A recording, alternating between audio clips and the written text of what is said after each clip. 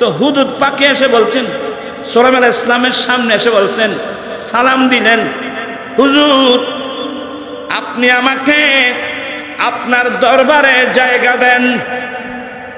তো তোকে জায়গা দিলে কি করবি? বলো হুজুর আমি আপনার উপকার করব। সুবহানাল্লাহ বলবেন না? কার উপকার? আর মুখিয়েন কি আমার যোগ আজ সময় বই না কথাই বুঝতে ভুয়াবো। আমি আপনি আমাকে আপনার দরবারে জায়গা দিলে আপনার কি হবে? আপনার লাভ হবে। মনোযোগ আছে সবার?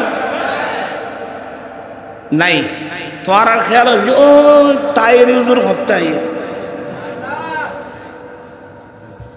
হাসান আজহারী হুজুর কখন আসতেছে, তারপর হাসান রাজা আল কাদেরী কখন আসতেছে, কখন সুন্দর সুন্দর নাচ শুনবো। আপনারা আছেন, আমি আছি আরেকটা।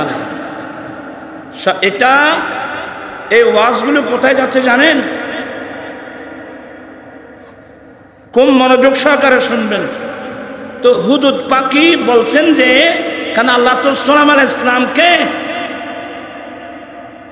দুনিয়ার সূর্য উদয়স্থল থেকে আরম্ভ করে অস্তদা পর্যন্ত গোটা পৃথিবীর বাদশাহী আল্লাহ সুলাইমান আলাইহিস সালামকে দিয়েছেন।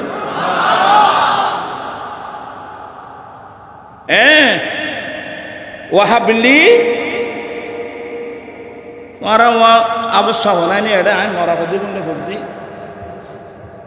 সুলাইমান আলাইহিস সালাম আল্লাহর কাছে দোয়া করলেন, রাব্বি গফিরলি। নাম্বার 1, আল্লাহ তুমি আমাকে ক্ষমা করে দাও।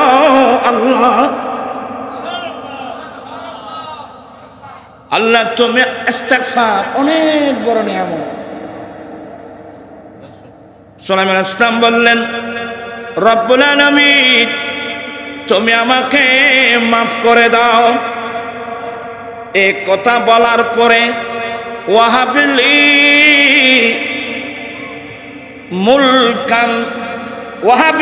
মুলকান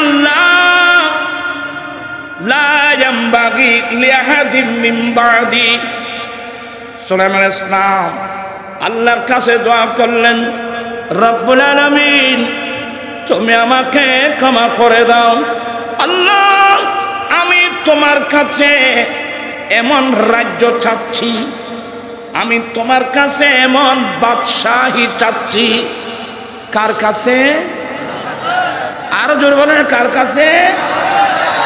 আল্লাহ আমি তোমার কাছে এমন বাদশাহী চাচ্ছি, আমি সুলাইমানের পরে অন্য কারোর জন্য তা কি হবে না, সাজাবার হবে না, অন্য কেউ পারবে না। এমন একটা বাদশাহী আল্লাহ আমি সুলাইমান তোমার কাছে চাচ্ছি। সুবহানাল্লাহ। আল্লাহ আমি তোমার কাছে ক্ষমা চাচ্ছি, আমি তোমার কাছে এমন একটা বাদশাহী চাচ্ছি, আমি সুলাইমানের পরে অন্য কারোর জন্য এটা কি হবে না, প্রযোজ্য হবে না। এমন একটা বাদশাহী আমি চাচ্ছি। কার কাছে? আর জুড়ে। এখন তো আমরা আল্লাহর কাছে চাই না, এখন বাদশাহী চাই। কেউ আমেরিকার কাছে আর কেউ চায় রাশিয়ার কাছে। হ্যাঁ, আমরা তো আল্লাহর কাছে যাচ্ছি না। কাকে দিয়ে আমেরিকাকে কনভিন্স করা যায়, আমরা এই সমস্ত তালবাহানার মধ্যে লিপ্ত। কাকে দিয়ে রাশিয়াকে কনভিন্স করা যায়, এসব তালবাহানার মধ্যে লিপ্ত। আমার ভাইজান, আমরা ইমামুল আম্বিয়ার উম্মত, আমরা ইমামুল আম্বিয়ার উম্মত। আমরা যে আল্লাহর উপর ঈমান এনেছি, কুলিল্লাহুম্মা মালিকাল মুলক, কুলিল্লাহুম্মা মালিকাল মুলক তুতিল মুলকা মান তাশা ওয়া তানজিউল মুলকা মিম্মান তাশা ওয়া তুইজ্জু মান তাশা ওয়া তুযিল্লু মান তাশা বিয়াদিকাল খায়র ইন্নাকা আলা কুল্লি শাইইন কাদির। সমগ্র রাজ্যের মালিক কে? আল্লাহ। গোটা সৃষ্টি জগতের মালিক কে? আল্লাহ।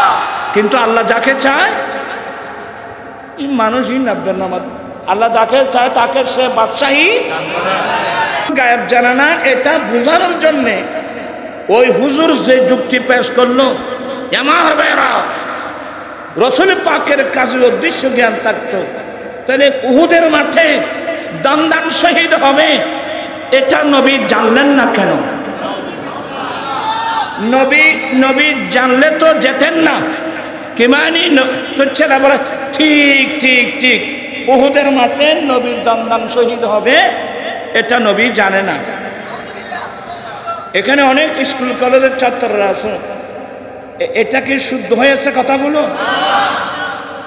নবীর কাছে যদি গায়েবে আলম থাকতো, নবী যদি গায়েব জানতো, তো উহুদের মাঠে নবীর দন্দান শহীদ হবে, এটা নবী জানলেন না কেন? তা আমি তাদের কাছে একটা প্রশ্ন রাখি, আপনারা যে বলছেন নবীর কাছে যদি গায়েবে আলম থাকতো তাহলে নবীর উহুদের মাঠে দন্দান শহীদ হবে, এটা নবী জানলেন না কেন? হ্যাঁ, আপনারা যে একতাল দিলেন। আচ্ছা, নবী কার নির্দেশে চলে? আর জোরে বলেন না, আল্লাহর নবীরা কার নির্দেশে চলে? তো আমার প্রশ্ন হলো, আমার নবীর দন্দান শহীদ হবে যুদ্ধের মাঠে, এটা আল্লাহ জানলেন না কেন?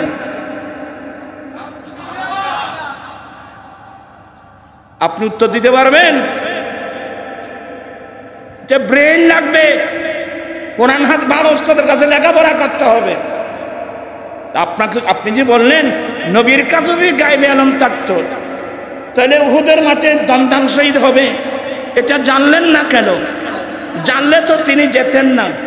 আমার প্রশ্ন হলো, আমার আল্লাহ তো আলেমুল গায়েব, সমস্ত গায়েব জাননেওয়ালাকে আল্লাহ, তো আল্লাহ জেনে শুনে নবীকে উহুদের মাঠে পাঠালেন কেন? কথা বুঝেন না মনে হয় আপনারা। আমার ভাইরা, আল্লাহর রাস্তায় শহীদ হওয়া অনেক বড় নিয়ামত। বিসমিল্লাহির রহমানির রহিম। ওয়ালা তাকুলু লিমান ইউকতালু ফি সাবিলিল্লাহি আমওয়াত বাল আহয়া ওয়ালাকিন লা তাশউরুন। আমার আল্লাহ বলেন, যারা আল্লাহর রাস্তায় নিহত হন, যারা আল্লাহর রাস্তায় শাহাদাত বরণ করেন, এদেরকে তোমরা মৃত বলো না, বরং তারা জীবিত। ওয়ালাকিন লা তাশউরুন, কিন্তু কিভাবে জীবিত এটা বুঝার শউর, সে অনুভূতি তোমাদের কাছে নাই। কি বলতে হবে? আর কি বলতে হবে? যারা আল্লাহ রাস্তায় শাহাদাত বরণ করেন ওদেরকে কি বলতে হবে? তারা যারা শাহাদাত বরণ করেন ওরা তো মরে না, ওরা তো জীবিত, ওরা সত্যিকার জীবন পায়। বিসমিল্লাহির রহমানির রহিম।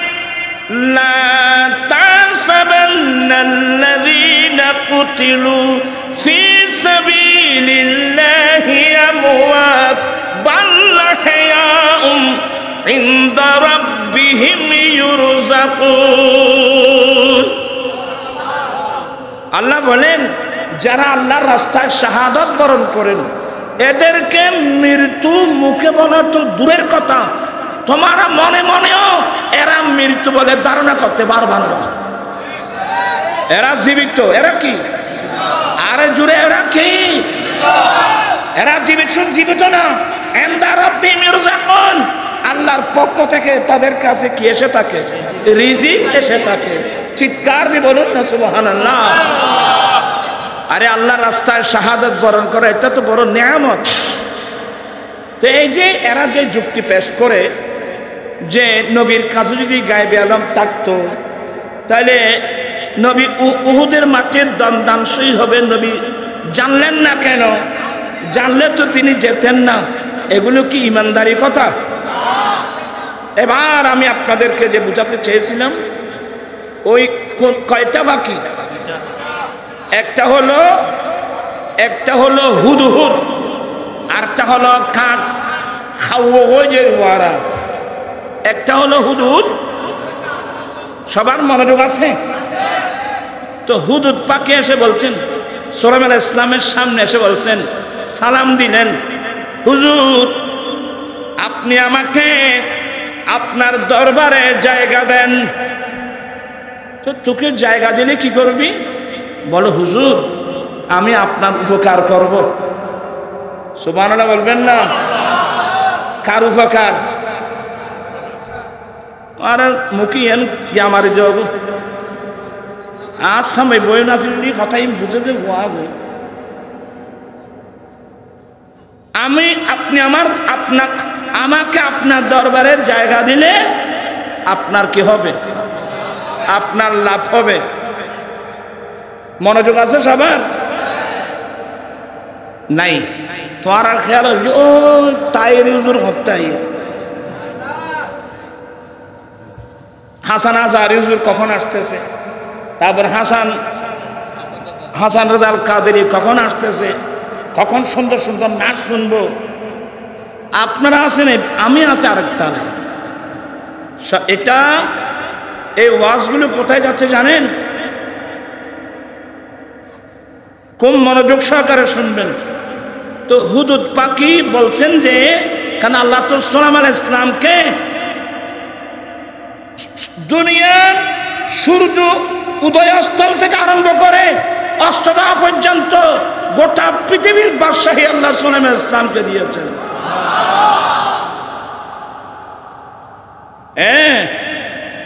ওয়াহাবলি মারা অবস্থা বলেনি এটা আমি মরা বুদ্ধি বুদ্ধি। সুলাইমান আলাইহিস সালাম আল্লাহর কাছে দোয়া করলেন, রাব্বি গফিরলি। নাম্বার 1, আল্লাহ তুমি আমাকে ক্ষমা করে দাও।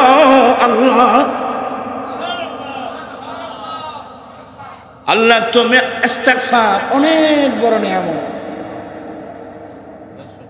সুলাইমান আলাইহিস সালাম বললেন, রব্বুল আলামিন তুমি আমাকে মাফ করে দাও। এই কথা বলার পরে ওয়াহাবলি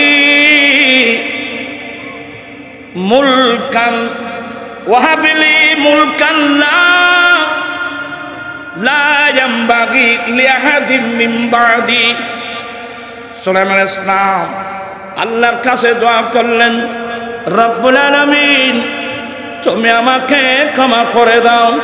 আল্লাহ আমি তোমার কাছে এমন রাজ্য চাচ্ছি, আমি তোমার কাছে এমন বাদশাহী চাচ্ছি।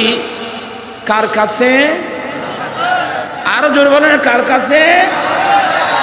আল্লাহ আমি তোমার কাছে এমন বাদশাহী চাচ্ছি, আমি সুলাইমানের পরে অন্য কারো জন্য এটা কি হবে না, সাজাবার হবে না, অন্য কেউ পারবে না। এমন একটা বাদশাহী আল্লাহ আমি সুলাইমান তোমার কাছে চাচ্ছি। সুবহানাল্লাহ। আল্লাহ আমি তোমার কাছে ক্ষমা চাচ্ছি, আমি তোমার কাছে এমন একটা বাদশাহী চাচ্ছি, আমি সুলাইমানের পরে অন্য কারোর জন্য এটা কি হবে না, প্রযোজ্য হবে না। এমন একটা বাদশাহী আমি চাচ্ছি। কার কাছে? আর জুড়ে। এখন তো আমরা আল্লাহর কাছে চাই না, এখন বাদশাহী চাই। কেউ আমেরিকার কাছে আর কেউ চায় রাশিয়ার কাছে। হ্যাঁ, আমরা তো আল্লাহর কাছে যাচ্ছি না। কাকে দিয়ে আমেরিকাকে কনভিন্স করা যায়, আমরা এই সমস্ত তালবাহানার মধ্যে লিপ্ত। কাকে দিয়ে রাশিয়াকে কনভিন্স করা যায়, এসব তালবাহানার মধ্যে লিপ্ত। আমার ভাইজান, আমরা ইমামুল আম্বিয়ার উম্মত, আমরা ইমামুল আম্বিয়ার উম্মত। আমরা যে আল্লাহর উপর ঈমান এনেছি, কুলিল্লাহুম্মা মালিকাল মুলক, কুলিল্লাহুম্মা মালিকাল মুলক তুতিল মুলকা মান তাশা ওয়া তানজিউল মুলকা মিম্মান তাশা ওয়া তুইজ্জু মান তাশা ওয়া তুযিল্লু মান তাশা বিয়াদিকাল খায়র ইন্নাকা আলা কুল্লি শাইইন কাদির। সমগ্র রাজ্যের মালিক কে? আল্লাহ। গোটা সৃষ্টি জগতের মালিক কে? আল্লাহ। কিন্তু আল্লাহ যাকে চায় এই মানুষই নাববেন না, আল্লাহ যাকে চায় তাকে সে বাদশাহী দান করে।